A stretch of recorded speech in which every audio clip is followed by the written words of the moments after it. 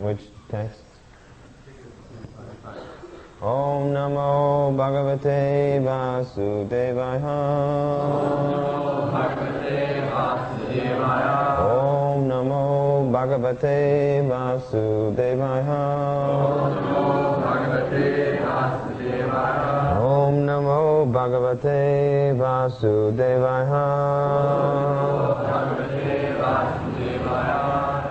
Evam Vilapatinam Vai Parigriyaha Mritam Patim Anichatinam Nirharam Arako Stam Sanyavartata Evam Vilapatinam Vai Parigrihaya Mitam Patim Anishchatinam Nirharam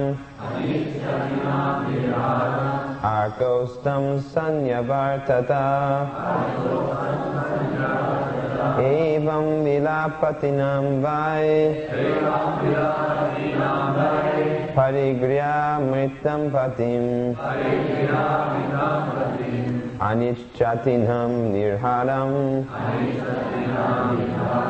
Arakostam Sanyavartata Evam Vilapatinam Vai Parigriyamritam Patim Anishchatinam Nirharam Arkostam Sanyavartata.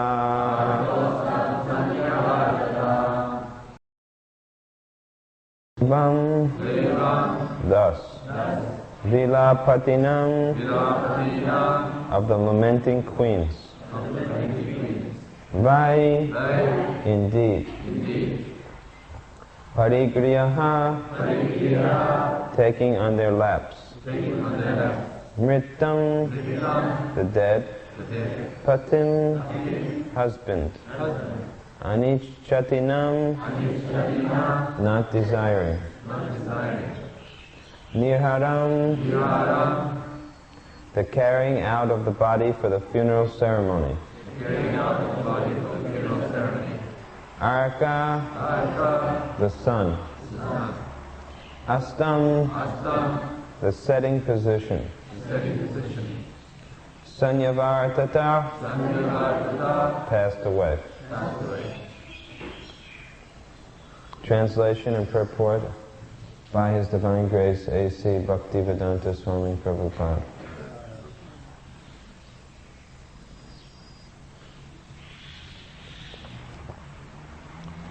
The time was appropriate for the body to be burned, but the queens, not allowing it to be taken away, continued lamenting for the dead body, which they kept on their laps. In the meantime, the sun completed its movements for setting in the west. Purport.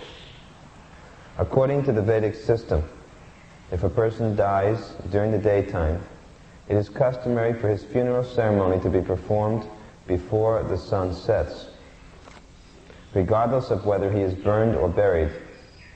And if he dies at night, the funeral must be completed before the next sunrise. Apparently, the queens continued lamenting for the dead body, the lump of matter, and would not allow it to be taken away for burning. This illustrates the strong grip of illusion among foolish persons who consider the body the self. Women are generally considered less intelligent. Because of ignorance only, the queens thought of the dead body as their husband, and somehow or other thought that if the body were kept, their husband would remain with him. Such a conception of the self is certainly for Gokara, cows and asses. We have actually seen that sometimes when a cow's calf has died, the milkman cheats the cow by presenting before her the dead body of her calf. Thus, the cow, who would not otherwise allow milking, licks the dead body of the calf and allows herself to be milked. This substantiates the description of the Shastra that a foolish man in the bodily concept of life is like a cow. Not only do foolish men and women consider the body the self, but we have even seen that the dead body of a so-called yogi was kept for days by his disciples who thought that their guru was in samadhi. When decomposition began and a bad smell unfortunately began to overwhelm the yogic power, the disciples allowed the dead body of the so-called yogi to be burned. Thus, the bodily concept of life is extremely strong amongst foolish persons who are compared to cows and asses. Nowadays, great scientists are trying to freeze dead bodies so that in the future these frozen bodies may again be brought to life. The incident narrated by Hiranyakasipu from history must have taken place millions of years ago, because Hiranyakasipu lived millions of years ago and was even then quoting from history.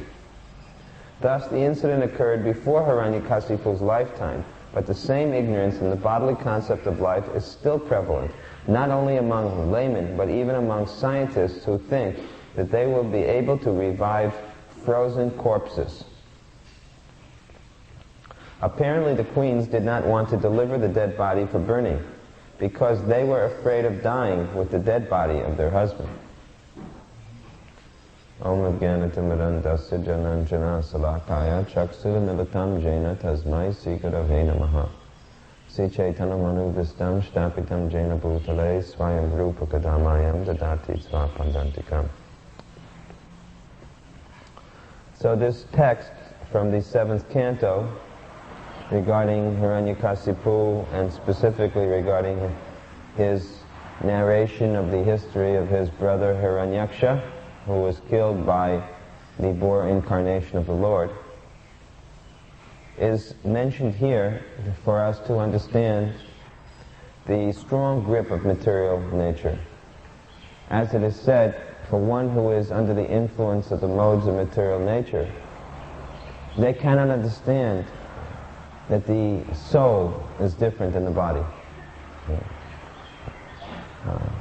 This is mentioned in the Bhagavad Gita, that foolish persons, overwhelmed by the modes of material nature, no matter how hard they try, they cannot perceive the real truth about spirit and matter.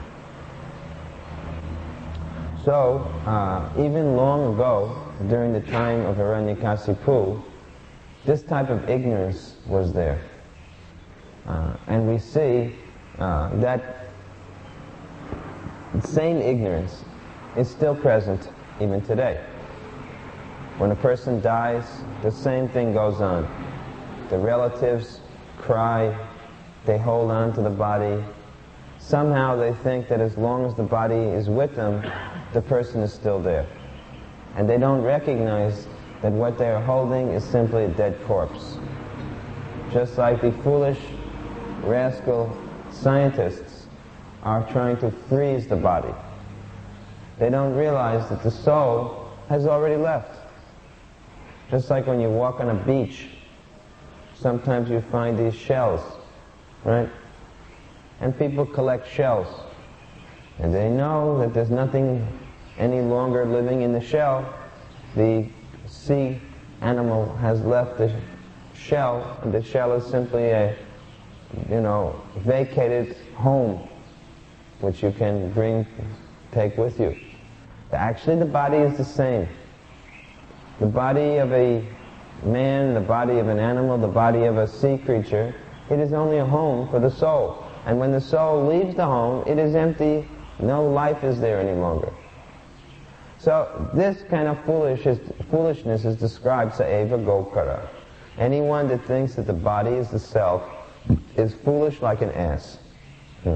And human life is meant specifically to wake up from this foolishness. Sometimes people would say to Prabhupada that I'm such a fool, and Prabhupada would always answer them that that may be, but don't remain a fool. So human life may begin foolishly, because everyone is born in ignorance, overcome by the modes of passion and ignorance. But we're supposed to come out of the darkness into the light. We're supposed to take advantage of Vedic knowledge so that we can actually understand that we are not this body. To understand that the body is not the self means to act on that platform. This knowledge is not merely theory, it is meant to be practiced, applied. Just like we may be feeling very tired. But that tiredness is actually only infecting the body, not the spirit soul. The body may have so many demands. Just like the body may demand, I want sex life. But actually the soul has no interest with sex life. The body may make so many demands. I want to be fed. I want to go to sleep now. Even though the class is going on, there's at least a half a dozen people either sleeping or in the process of going to sleep. You know who you are. So, this is the demand of the body, not of the soul. And human life means when you realize that you are not your body. It is not simply theory. You have to practice, apply it. The real test of your advancement is not in how you can repeat some words from books, but how you live by those words. Example is more important than precept. Otherwise, students in school, they also learn by rote. They cram information. So if people simply cram information, but they don't digest the information, then you know you have a problem, isn't it? When you eat food and you don't digest, then you get some blockage. That's called constipation. So if you simply cram knowledge without digesting it, without applying it, then you get a constipated brain. You see? And that eventually leads to other serious problems. So we have to apply this knowledge. We have to live by these teachings. Then actually we will be benefited. There are some points to be brought out here. It mentions that women are generally less intelligent, and Prabhupada states that that is in reference to karmi women, women who are not devotees. Because so far as women who are devotees, they are directed by the Supreme Lord just like any men are. And therefore they're transcendental to this statement. For example, there are many great women devotees. Gandhari, Kunti, there are so many great Sati, there are so many great women who are mentioned in the Bhagavatam. So, we should clarify this point here. Obviously, the women who are mentioned here were not so fortunate, because look who they got as their husband, Hiranyaksha, such a big demon.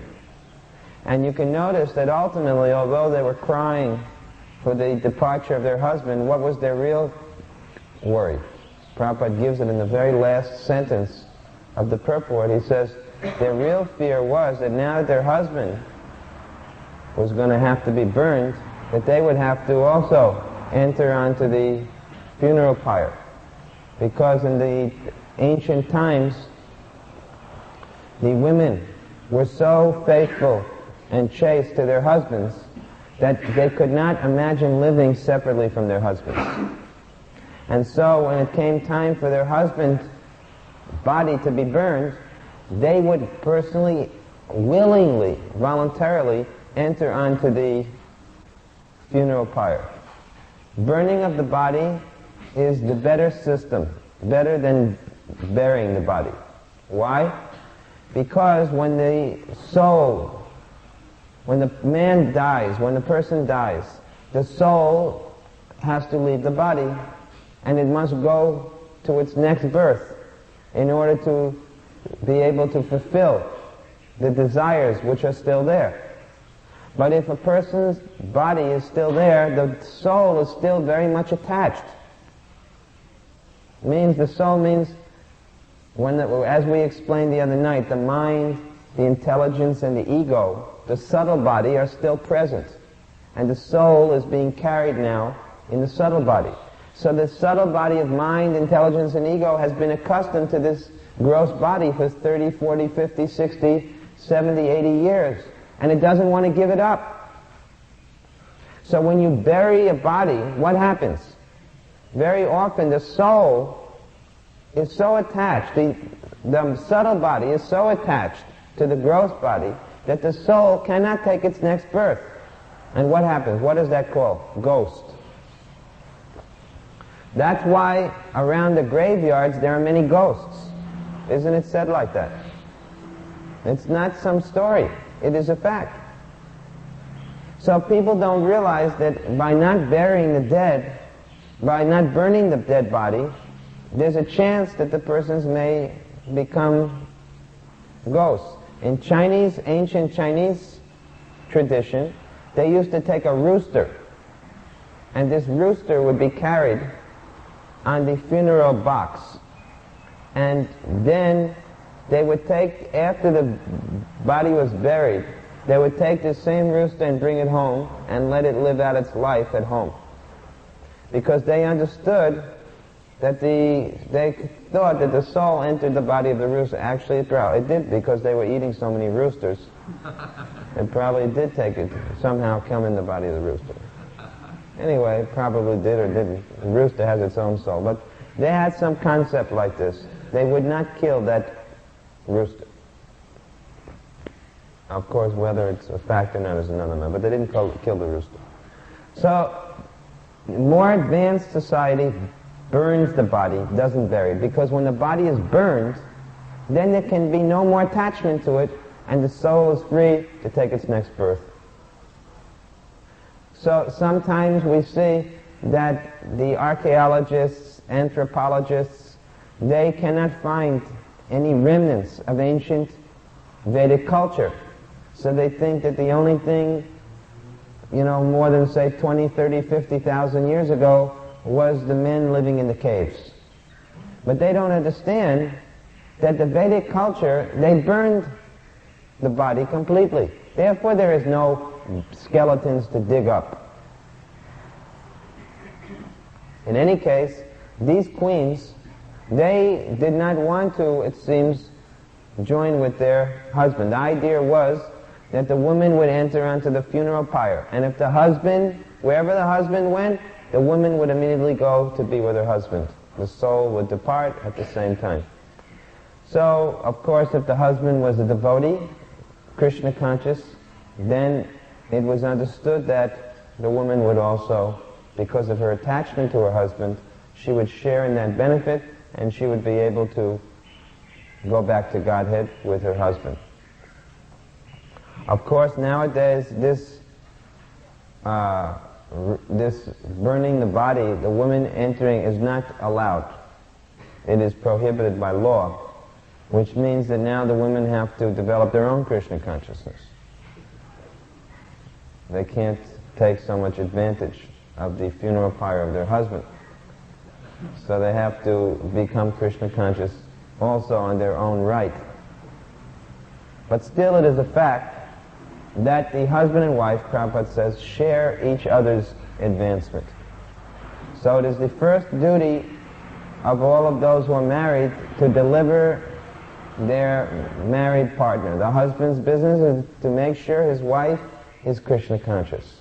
And the wife's business is to make sure her husband is Krishna conscious. If you can't even make your husband or wife Krishna conscious, what are you going to do for the rest of the world? And the next point is to make your children Krishna conscious. If you can't make your children Krishna conscious, then how are you going to preach to anybody else? So, Prabhupada gives the example here of attachment to the body, a very nice example about the cow. Sometimes when the cow gives birth to a calf, the calf is born dead. Now you know that although the cow has milk in its udder, unless the calf will start drinking the milk, the cow will not supply milk, and then the cow will dry up, and the man will not only not get the benefit of getting the calf, The man won't get any milk from the cow either until the cow again gives birth to another calf. Therefore, if the calf is born dead, sometimes the milkmen trick the cows by putting the dead calf in front of the cow. And the cow, being a cow, cannot understand immediately that the calf is dead. So she starts licking the body, because when the calf is born, it has to be cleaned, and the cow licks the body of the calf. So she starts licking the body, and she lets the milkman start to milk her, and then they get the milk. The example is given here to show us how foolish the cow is, that although the calf is dead, she still thinks it's living. And then Prabhupada gives a nice example about one yogi, and he's a very famous yogi. I won't mention his name, but there's a very famous yogi. You can mention him, Yogananda, Paramahansa Yogananda's name. Was a famous yogi in America. He was from India. For 30 days, apparently, they kept his body. But in the beginning, they thought he was in samadhi. And in his autobiography, it says, in the back, it says that his body smelled like roses. But after a certain time, it didn't smell like roses. That's very clear, because sooner or later the body will decompose. Of course, Prabhupada said he had some yoga powers, that he could make his body smell fragrant like that. But they thought in the beginning that he was in samadhi, because they didn't realize he's left his body. And the system is that when a person dies, then they should be buried or burned. The body has to be disposed of if they die in the daytime before the sun sets. You see? Now you know what is the system amongst most people with funerals? How long do they keep the body? 3 days, 4 days. They have to wait for all the relatives to come. Right? And then what do? They make up the body very nicely. They put makeup on it. They put lipstick on the lips. They do all of these different things. They dress him in his best clothing. You look at what they were doing in ancient civilizations, like in Chinese civilization, in Egyptian civilization. You know what else they used to do? They would take all the servants and kill all of them, because the man had to be sent along with all of his paraphernalia so that he would be all right in his next lifetime. After he died, he still had to have servants to serve him, so they were all put to death to go with them. Then they made another arrangement later on. There was another type of arrangement where they would recreate the servants by making bodies out of clay.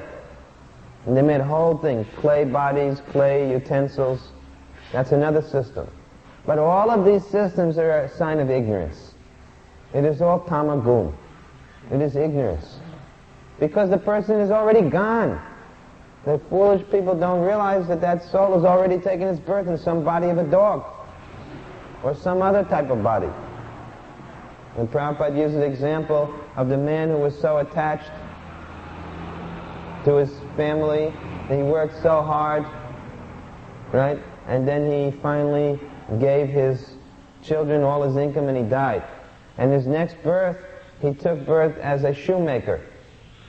And he was working, repairing shoes next door to the big house where he had lived, where all of his children were now living.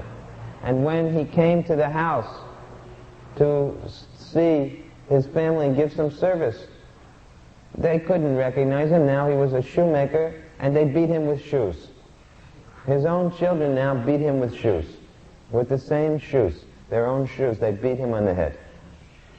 So people don't understand this point about transmigration. They don't understand the simple instruction. They know sminyatade he komanam yovanam jara tatade hantar prapti diras tataramunte yam yam vapi smaram bhavam tyajati andikalevanam tam tam evaiti konteya sadatat bhavavam. They don't understand how the soul is going from this childhood body to youth to old age, and then again into another body according to consciousness. This knowledge is lacking. And because this knowledge is lacking, people are sinful. Because they don't have this knowledge, they commit so many sins, thinking that, I got away with it. People think, I got away with it. But you cannot get away with anything. Krishna is Antarjami, he is the super soul. And everything you're doing, he's noting down. He's within the heart of the living being. And he knows everything that you're doing. So you cannot get away with anything.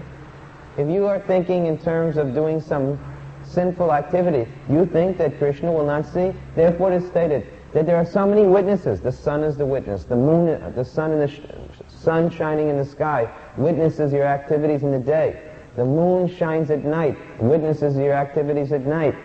There are so many different witnesses you cannot avoid. And ultimately, the greatest witness of all is the Lord in the heart. So what can you do that won't be known?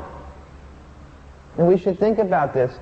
The next time we think that we're going to do some sinful thing and no one is watching,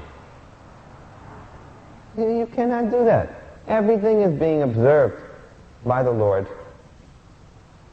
So, practically speaking, except for devotees, no one has this knowledge. Prabhupada says even the big scientists are spending so much money to freeze their body, just like they froze the body of Walt Disney. You know that? His relatives froze his body because he's such a talented person. They figured that, they still want to have more Mickey Mouse cartoons. So they were hoping, because the Mickey Mouse is so popular, so they want more Mickey Mouse cartoons, and they have to have Walt Disney's help. So when he died, they froze his body.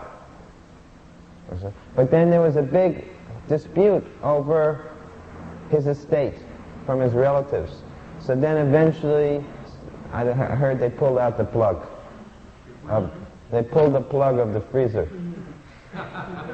Mickey Mouse finished.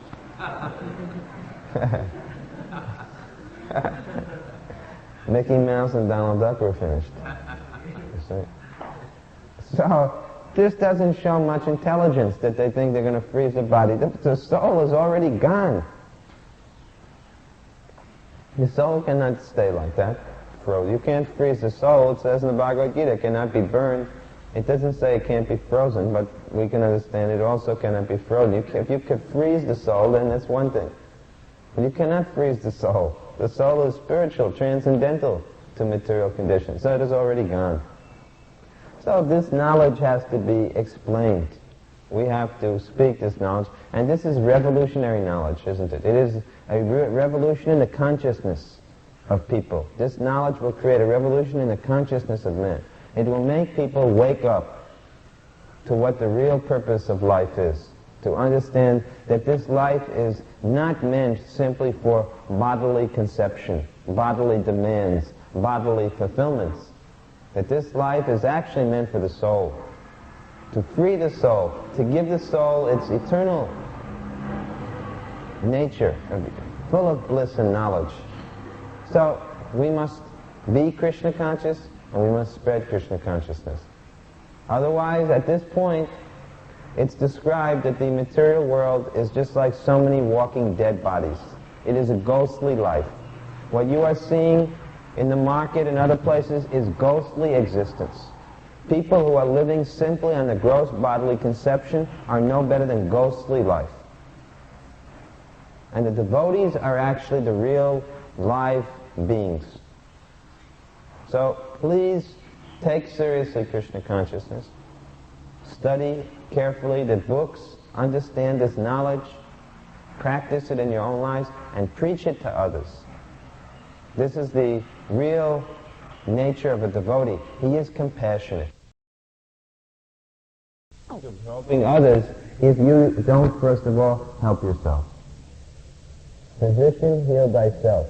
If a doctor is going to heal others, he must be certain that he himself is inoculated so that he won't get the disease.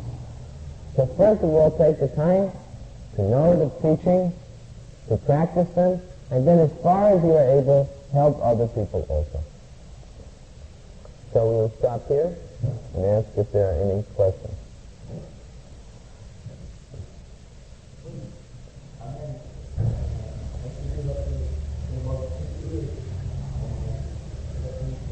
Speak louder.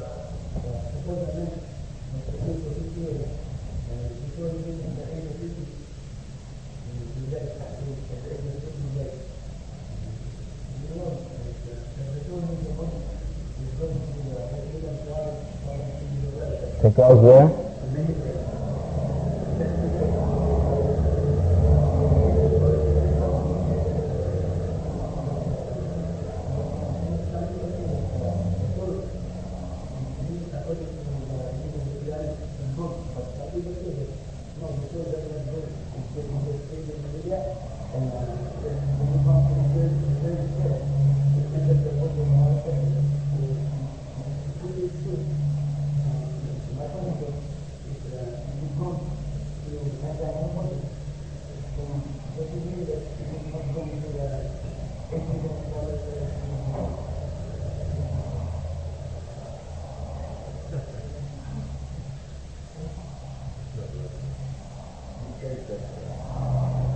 No, I know what it said, but it's not logical.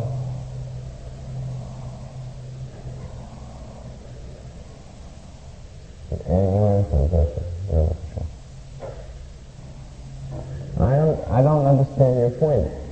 When we say the soul goes through 8,400,000, I don't understand your question. The question is not right stated. Do you understand the question? Is a ghostly body one of the 8,400,000 species? Is that your question? That's the question you're asking? Yes? Yes, it is.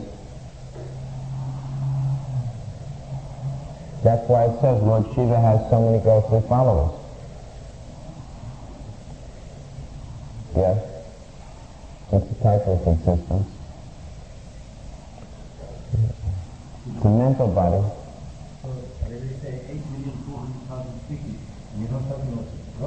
No, not always. Not always. No, we're talking about... No, it's not the same. When we say 8,400,000 species, those species do not refer to the kind of species usually that the scientists refer to. It refers to states of consciousness. 8,400,000 different states of consciousness. Because the scientists don't say that there are 400,000 human species, for example. We mean that there are 400,000 different conscious types of humans. Once you have the conscious type, then you know the kind of body you get.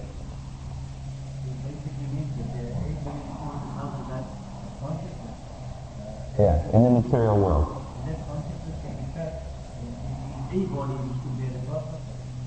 Okay, yeah. 8,400,000 different conscious types. A broad category of types. Clear? And some of those are not present on this planet. They're on other planets. Just like they say dinosaurs are extinct.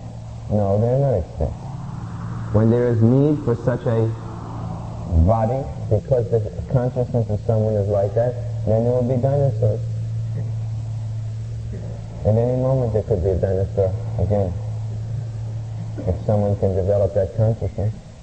Or it may be that they are on another planet, so then you go to that planet if you want to be a dinosaur.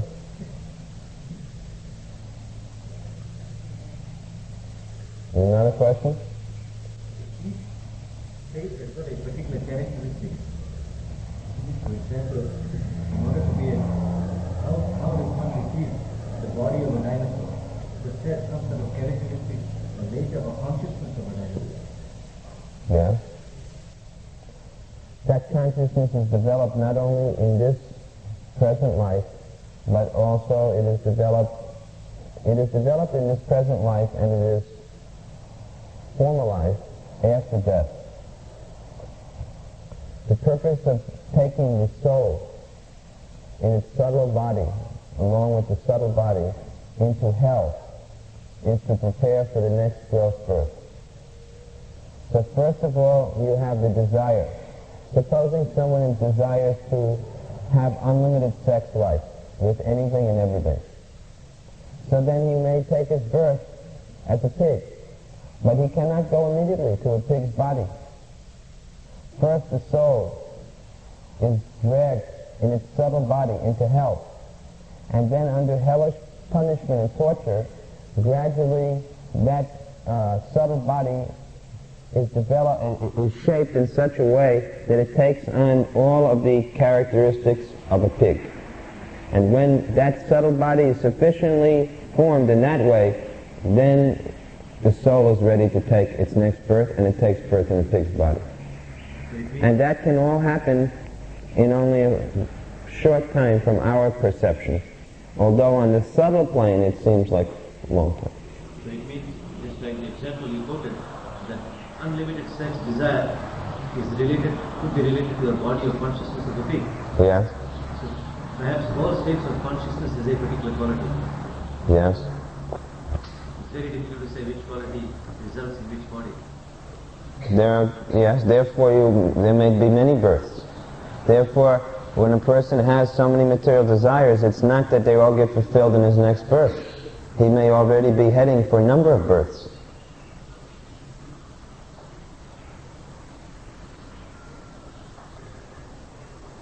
Another question? Earlier you mentioned the reason why the body should be burnt so that the soul doesn't become trapped. And we see from our Vaishnava Sampradaya, the bodies of the saints will be pickled and entombed. Yeah. I presume that the entombment, because they're advanced, they are not attached. That's right. So from our point of view, why is the body entombed? I mean, we understand... Because the body of the spiritual master is not material. According to the nectar of instruction, the body of the spiritual master has become completely spiritualized on account of its being used wholly and solely in the service of Krishna. Therefore, the Vaishnavas are put into samadhi. Their bodies are preserved. The samadhi ceremony is that the body is put in the ground surrounded by salt.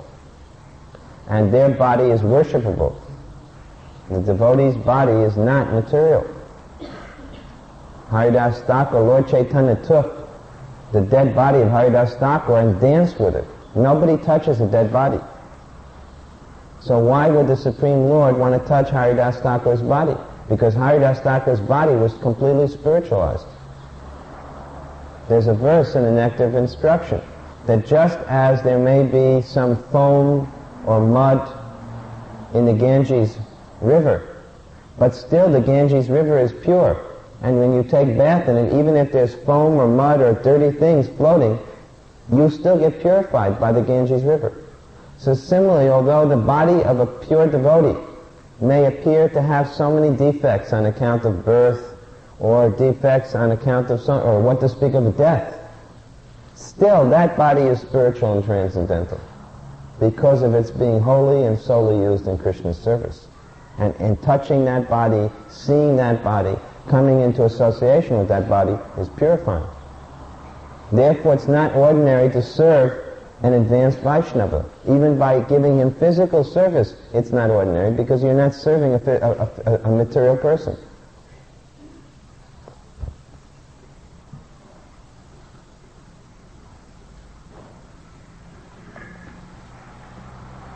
We said that the person in the subtle body is attached to his gross body after death.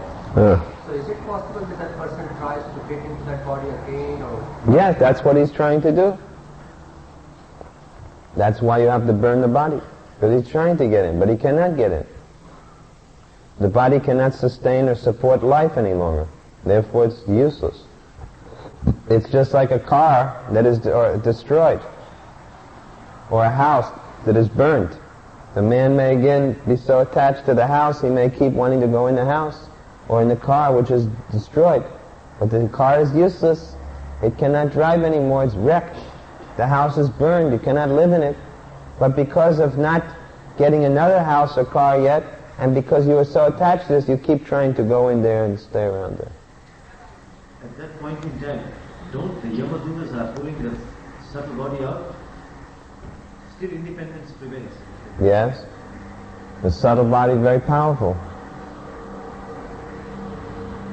And the Yamadutas may think, yes, let him. The Yamadutas are real characters. So they may think, all right, we'll let him hover around here and suffer even more. We let him stay here a little while. You can see their attitude when you read in the Ajamil story. They're very, they're tough characters. So they might think, all right, he's already doing our work for us. He's suffering so much, he'll let him be frustrated by thinking he can go back in his body for some time.